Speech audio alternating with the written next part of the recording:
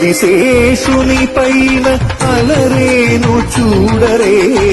మోదమున మలయప్ప మొదటి వాహనమనుచు ఆదిశేషుని పైన అలరేను చూడరే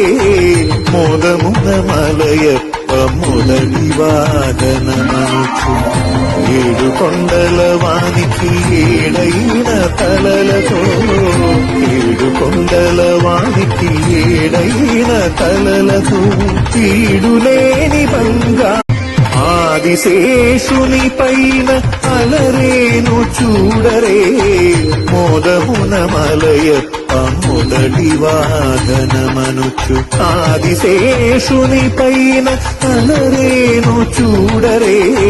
మోదమున మలయప్ప మొదటి వాదనమనుచు